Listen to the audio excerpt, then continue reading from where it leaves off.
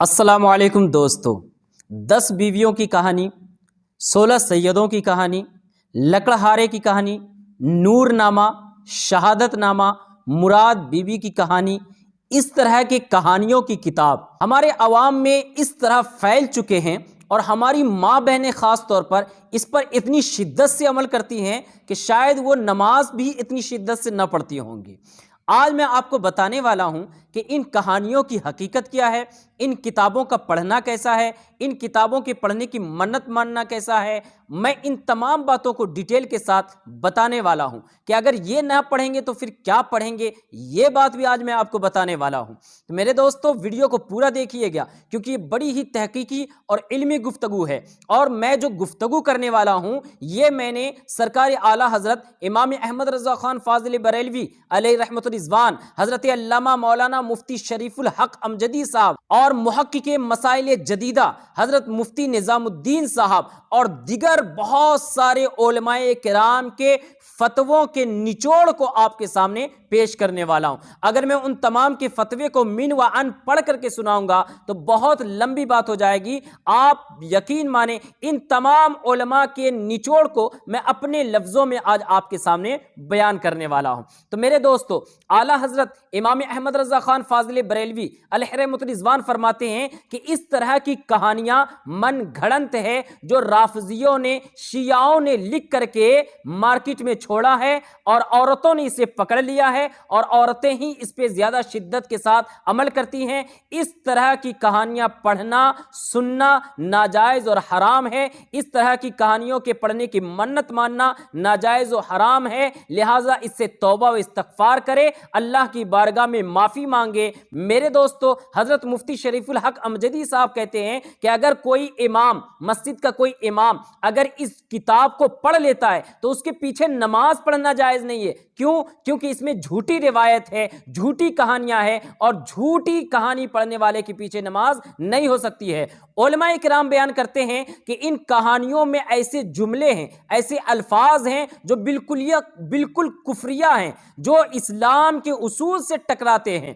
مثلا 16 سیدوں کے نام کا روزہ، حضرت علی کے نام کا روزہ، فلاں صاحب کے نام کا روزہ۔ میرے دوستو، روزہ، نماز اور دیگر جتنی بھی عبادتیں ہوتی ہیں یہ صرف اور صرف اللہ کے لیے ہوتی ہیں۔ کسی انسان کے نام سے نماز، روزہ وغیرہ نہیں کر سکتے ہیں۔ ہاں، روزہ رکھ کر کے یا نماز پڑھ کے اس کا ایصال ثواب اگر کر دیں کہ میں نے یہ روزہ رکھا ہے، اس کا ثواب میں حضرت علی کرم اللہ تعالی وجہ الکریم کو نذر کرتا ہوں یا کرتی ہوں، تو یہ جائز ہے، اس میں کوئی شک و شبہ نہیں ہے۔ البتہ اس میں جو کہانیاں ہیں، آپ اس کہانی کو ہی سنیں گے تو لگے گا یہ ما فوق الفطرت بات ہے، بالکل لارجن دین لائف بات ہے، اور ایک عجیب سی من گھڑنت کہانی کو کسی رائٹر نے لکھ کر کے چھوڑا ہے۔ پتلی سی 7-8 پنوں کی کتابیں ہوتی ہیں اور اس کی منت مانتی ہیں ہماری ماں بہنیں، اور بڑی شد و مد کے ساتھ اس کو پڑھتی ہیں۔ نماز نہیں پڑھتی جو اللہ کی جانب سے فریضہ ہے، قرآن جو اللہ کا کلام ہے۔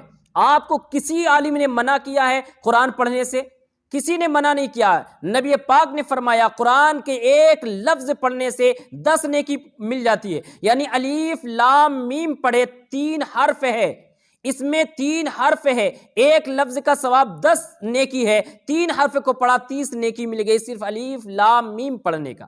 یہ ثواب اور قرآن کی بے شمار فضیلتیں، برکتیں ہمارے نبی نے اپنی زبان سے بیان کیا ہے۔ سورہ یاسین کی فضیلت ہے، سورہ رحمان کی، سورہ ملک کی، سورہ فاتحہ کی، اور سورہ بقرہ کی، اور دیگر تمام قرآن کی ہر آیت کو پڑھنے کا ثواب ہے۔ یہ میرے نبی نے فرمایا، ہر ایک عالم اس کو بیان کرتا ہے، لیکن کیا مجال ہے کہ ہماری ماں بہنیں اس کو سنیں؟ کسی نے بھی منع تو نہیں کیا ہے کہ قرآن مت پڑھو، گناہ ہوگا، لیکن ان کہانیوں کے اوپر جب فتویٰ ہے، ہمارے علماء کا فتویٰ ہے، ہمارے علماء نے منع کیا ہے، اس کے باوجود اتنی شدت سے پڑھنے کا کیا جواز ملتا ہے؟ آپ کو کہاں سے اس کا شوق پیدا ہوتا ہے؟ کسی عالم نے کہا ہے کہ ہاں اس کو پڑھو، کسی علماء کے زبان سے آپ نے سنا ہے کہ ہاں اس کا پڑھنا ثواب ہے، اس کا سننا ثواب ہے، یہ کہانی پڑھنے سے منت پوری ہو جاتی ہے۔ یہ بالکل من گھڑنت، جھوٹی، رافضیوں، شیعوں کی لکھی ہوئی کہانی ہے۔ میری گزارش ہے خاص طور پہ ہماری ماں بہنوں سے کہ ایسی جھوٹی روایتوں کو ہرگز نہ پڑھیں، خود بھی گناہ میں مبتلا ہوں گے اور سننے والیوں کو بھی آپ گناہ میں مبتلا کر رہی ہوتی ہیں۔ آپ کو تو گناہ ہوگا ہی ہوگا، ان کا بھی گناہ آپ کے سر پر آئے گا۔ جو لوگ ایسی منت مان کر کے اور پکڑ پکڑ کر کے گھر میں لا کر کے بیٹھا کر کے ایسی کہانیاں سنتے اور سناتے ہیں، ان سب کا گناہ اسے کرنے والوں کو، آرگنائز کرنے والوں کو، منعقد کرنے والوں کو بھی ہوگا اور سننے سنانے والوں کو بھی ہوگا۔ تو میرے گزارش ہے آپ سے بھی کہ ان کہانیوں کو چھوڑیے۔ جو لوگ چھاپتے ہیں اگر وہ نہیں جانتے تھے تو جان لیں کہ ایسی کہانیوں کا پڑھنا یہ بالکل ناجائز و حرام لکھا ہے، من گھڑن جھوٹی روایت ہے۔ قرآن کی تلاوت کیجئے، یاسین کی تلاوت کیجئے، یا پھر ہمارے نبی صلی اللہ تعالی علیہ وسلم کی سچی روایت سیرتیں پڑھ کر کے سنائیے۔ حضرت علی کرم اللہ تعالی وجہ الکریم کی سیرتیں جو صحیح روایتوں سے ثابت ہے وہ پڑھ کر کے سنائیے۔ اولیاء کرام کی سیرتیں پڑھ کے سنائیے، کیسے وہ ولی بنے، کیسے ولایت ملی، کیسے ان کی ذات اتنی اعلیٰ و عرفہ ہوئی۔